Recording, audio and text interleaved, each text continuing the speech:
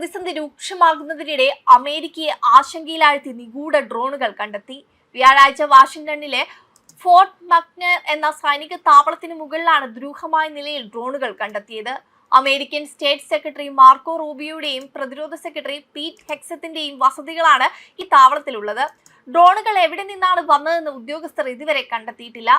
Washington പോസ്റ്റിന്റെ report അനുസരിച്ച് ഡ്രോണുകൾ കണ്ടെത്തിയതിനെ തുടർന്ന് റൂബിയോയെയും ഹെക്സത്തിനെയും സുരക്ഷിത സ്ഥാനങ്ങളിലേക്ക് മാറ്റുന്നതുമായി ബന്ധപ്പെട്ടുള്ള ആലോചനകൾ ആരംഭിച്ചിട്ടുണ്ട്. എന്നാൽ ഇതുവരെയും മാറ്റിയോ എന്ന കാര്യത്തിൽ വ്യക്തതയില്ല.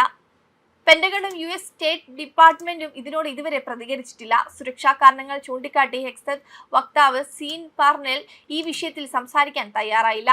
സുരക്ഷാ കാരണങ്ങളാൽ സെക്രട്ടറിയുടെ നീക്കങ്ങളെക്കുറിച്ച് വകുപ്പിന് അഭിപ്രായം പറയാൻ കഴിയില്ലെന്നും അത്തരം നീക്കങ്ങളെക്കുറിച്ച് റിപ്പോർട്ട് ചെയ്യുന്നത് തികച്ചും നിരുത്തരവാദപരമാണെന്നുമാണ് അദ്ദേഹം വാഷിംഗ്ടൺ പോസ്റ്റിനോട് പറഞ്ഞത്.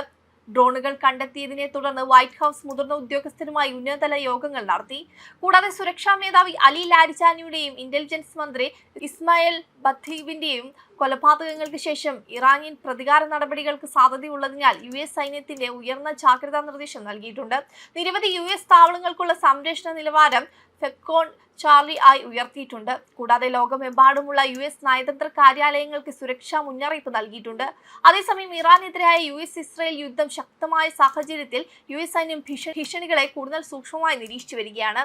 കൂടാതെ കഴിഞ്ഞ ദിവസം പശ്ചിമേഷ്യയിൽ നടന്നുകൊണ്ടിരിക്കുന്ന യുദ്ധം, ആണവ നയം, ഹോർമുസ് കടലിടുക്ക്, ഗൾഫ് രാജ്യങ്ങൾക്കെതിരായ ആക്രമണം എന്നിവയെക്കുറിച്ച് ഇറാൻ വിദേശകാര്യമന്ത്രി അബ്ബാസ് അരാക്ചി തുറന്നു സംസാരിച്ചിട്ടുണ്ട്. ആണവായുധങ്ങൾ വികസിപ്പിക്കരുതെന്ന ഇറാന്റെ നയത്തിൽ വലിയ മാറ്റമൊന്നും ഉണ്ടാകില്ലെന്ന് അരാക്ചി പറഞ്ഞു. മുമ്പ് ഈ വിഷയത്തിൽ മരിച്ച പരമോന്നത നേതാവ് ആയത്തുള്ള അലി ഖമേനി 2000-കളിൽ ഇസ്ലാമിനെതിരെ ആണവായുധങ്ങൾ വികസിപ്പിക്കുന്നതായി പ്രഖ്യാപിച്ചുകൊണ്ട് ഒരു മതപരമായ ശാസന അല്ലെങ്കിൽ ഫത്വ പുറപ്പെടുവിച്ചിരുന്നു. എന്നാൽ ഫത്വ പുറപ്പെടുവിക്കുന്ന മത നേതാവിനെ ആശ്രയിച്ചിരിക്കും അരാക്ചി പറഞ്ഞത്.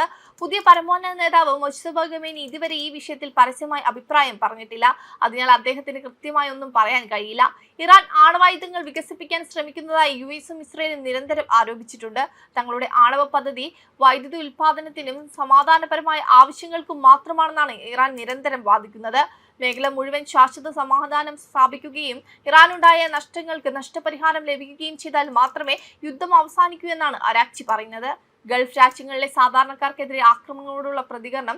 ഗൾഫ് രാജ്യങ്ങളിലെ ജനവാസ മേഖലകളെയും വാണിജ്യ മേഖലകളെയും ഇറാന്റെ ആക്രമണം ബാധിച്ചത് എന്തുകൊണ്ടാണെന്ന് ചോദിച്ചപ്പോൾ നഗരപ്രദേശങ്ങൾക്ക് സമീപം US സൈന്യം ഒളിച്ചിരിക്കുകയായിരുന്നെന്നായിരുന്നു അരാക്ചി പറഞ്ഞത്.